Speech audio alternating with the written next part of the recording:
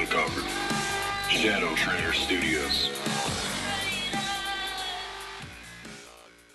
So anyway, let's talk about Ulta today, ULTA.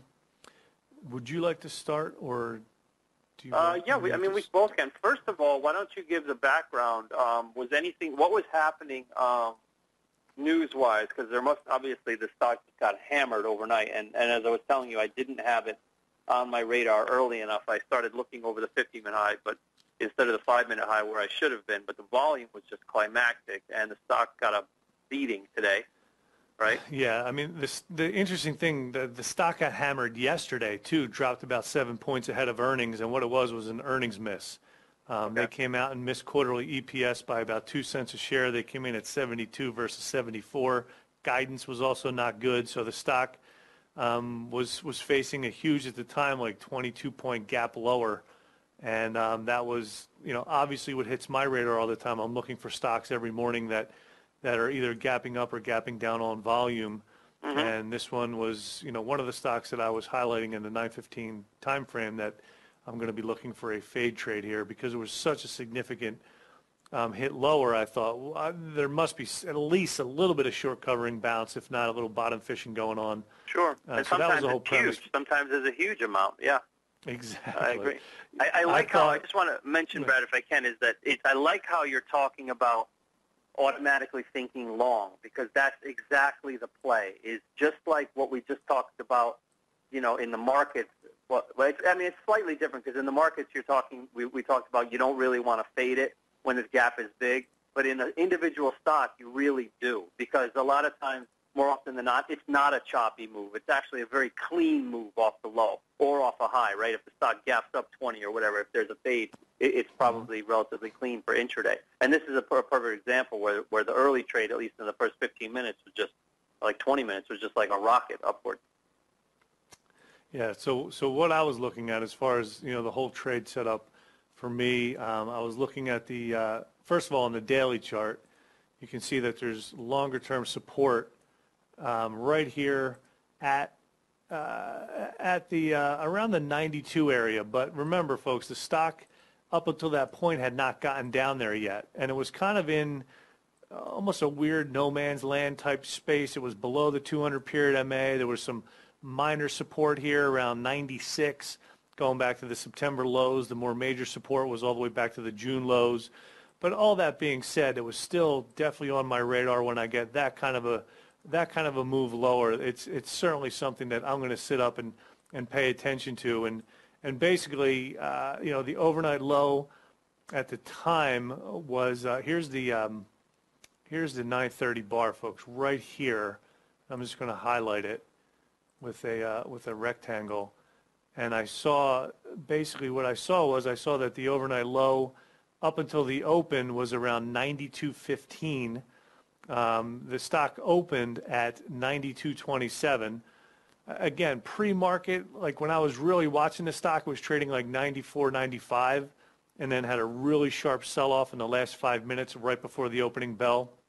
I probably could have got a lot more aggressive down near the 92 area when I look back on the longer-term chart going back to the June lows. But in and of itself, that's, I don't want to play Monday morning quarterback because, the trade setup I was looking for was, all right, is the overnight low going to get taken out? I did see that it did, but then it started rallying back to the upside. And the stock, right around, I saw the first 5-minute high come in, it was $95. And then the stock pulled back a little bit. It was like 94.10, 94.20, and I said, this is my trade. I'm going to set the buy stop up over $95. The fact that we took out the overnight low and then came right back up, again, told me some short covers are coming in, some bottom fishers are coming in. There's going to be some buying pressure. At least I thought there should be some buying pressure to propel the stock higher. Ended up getting filled at 95.05, and then just wrote it up for over $1.60 on the first half. I thought I might catch a bit of a runner, but unfortunately the stock did pull back pretty aggressively, and I sold the last piece for just under $1 gain, just around 96.02. But that was the whole premise of the trade on ULTA. Yeah, what was your reference there on the 95, Brad? Why did you use 95? again, that was the first 5-minute high of the regular trading hours. Okay, good. Yeah, I just wanted to clarify that for everybody. Yep. You're exactly right. I mean, that's usually the setup. You can be sometimes if you keep in mind where the overnight action is, which you were doing, which is good. You can sometimes be even more aggressive on these gap plays and do them on a 1-minute high or the first or right off the open or whatever. But that's a little bit trickier and takes a little more skill. So we always tend to lay out the scenario for for the newer traders and for the people that are listening in our Squawk Box chat room, to wait for that first 5-minute high before getting active. It's just a safer trade. Yeah, kind of easier to pull off. You're absolutely right. So I have the first 5-minute bar kind of highlighted, and there's some arrows pointing towards it, so people can really see exactly what I was looking at and why. And again, the fact that we took out that overnight low and then rallied back, to me, that was like, okay, this is going to be a buy over the first 5-minute high, and ended up getting it 95.05. And riding it up for over $1.60, so that was a nice trade. That's great. That's great. And my trade in it was the same, just that it was only over the first 15-minute high, and you can clearly see if you put Alta on a 15-minute time frame, right? There was only a very small move up over that high. So as soon as I saw the tape starting to fail, I just bailed for a very small gain. And I think it's good that we're illustrating this so people see like how all this works in real life is that, you don't always catch a runner and it goes multiple points. Sometimes you got to jump out with, what I don't remember what I made it, probably like no more than 30, 40 cents. And reason being is that it also drives the point home that the 5-minute high buy is always the better play than the 15-minute. The 15-minute is really kind of I'm late to the party, but if the stock closes dead on the high of the first 15-minute bar, the odds are very strong that it'll do more. So in this case, that's what I was thinking, because if you look at the first 15-minute bar, it did close dead on the high. So as soon as that closed at 96, right when the clock struck 9:45:01, I was just, boom, I was hammered, in there at market. And you can clearly see, what happened. It didn't really run all that far from there. I mean, that high was 96.68, and then it only went to 97.75, so it only went like a dollar and change from that point, as opposed to the 5-minute high, which was a much better play. Yeah, it was still a good trade, though. I mean, I think, and the whole thing that we always talk about is watch tempo, watch the context, like watch the tape. Sure. And if you start to see things start to fade, then again, don't worry about it. Just get out of the trade and move on. Yeah, tape reading is key in these day trades. I agree. It's very, very key. It's really, and we always say, it's something that really can't be taught in a rote manner. It can't be like, how do I read tape? Oh, you just do this. The steps are A, B, C, D, and 1, 2, 3. Yeah. There's no such thing. It's just practice. It's just visually watching, and it's also getting a really good feel for the tape of a few stocks. Like the jumbotrons are really good to do this with. Is get a feel for day trading, just those, and watch those tapes over and over, and you'll clearly see that the personality and tape action of, for instance, Priceline is completely different from the personality of Apple. Completely. Yeah. They're like two completely different people. Very, very different. Right. Panera is different. LinkedIn is different. LinkedIn has a slower tempo than the others, I noticed. Just different, even though it's a very expensive stock. These are the things, you got to know. And with stocks that you may have never traded before, like an Alta, you're only in it because of the context of what's happening that morning. It's a little trickier because you don't know that particular tape, but you do have a knowledge and an experience and a practice of general tape reading skills. So you can kind of, you just kind of know when you kind of know the way the tape should be acting if the stock is going to keep ripping higher, and when it's not hitting on all cylinders, you're just like, I got to go. That's right. Yeah, it's a perfect example. And the one that go ahead. Go ahead. I'm sorry. No, you go ahead. Go ahead. No, I was just anything else on Ulta that you wanted to mention? No, that was it. That was about it. Yeah. Yeah, and then the other one was Five Below. This was another stock that gapped down, had earnings. The stock closed yesterday right around 47.75. There was about a 5% gap lower, and it was the same thing. I was just talking about Five Below. The one thing I noticed, like the overnight low was way down here at 39.71, and this happened like yesterday after they reported yesterday after the close, and the stock just got demolished.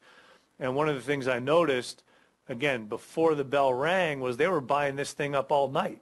From the 39 low, it was like $45 just before the bell rang, and I'm like, well, this could have some more buying pressure to the upside. And then to me, it was just a trade up over the first 5-minute high again, 46.27. I ended up getting filled at 46.30. The stock ended up moving very, very close to my target. I was looking for like a 50-cent gain. The stock went to 46.71, like missed my target by 9 cents. And then all of a sudden I got distracted. And what I wanted to talk about was letting a winning trade turn into a losing trade. I had a 40-cent gain in the stock, took my eye off for all of 2 minutes, and all of a sudden there was a big red candle down. I ended up losing 20 cents. So again, the whole point I was trying to make earlier was, whatever you're doing, try not to let a winning trade turn into a losing trade.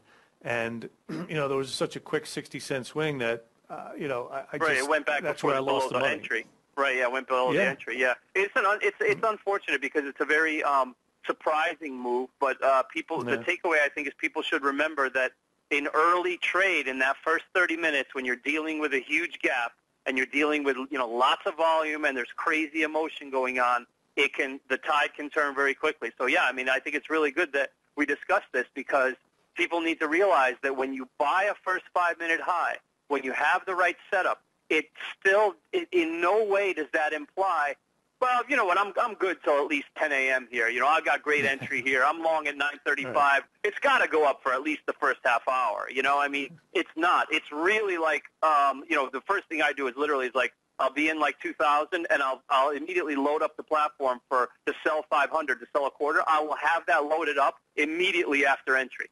Immediately. Exactly. And I'm already thinking okay, that's going to be the first target to get out of a quarter. And if the price action is shaky, it's more like, you don't want to use a physical stop, but what you want to do is load up your shares, whatever you have long, 500,000, 2, whatever, put it in there and hit the confirm and send it. So get it. So all you have to do is hit that last confirm button and just be ready at market to dump. Exactly.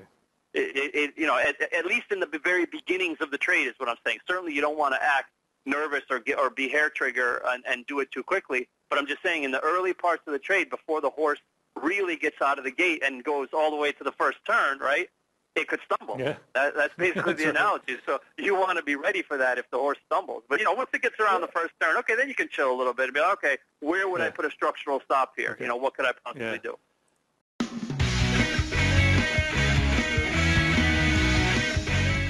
ShadowTrader uncovered. ShadowTrader Studios.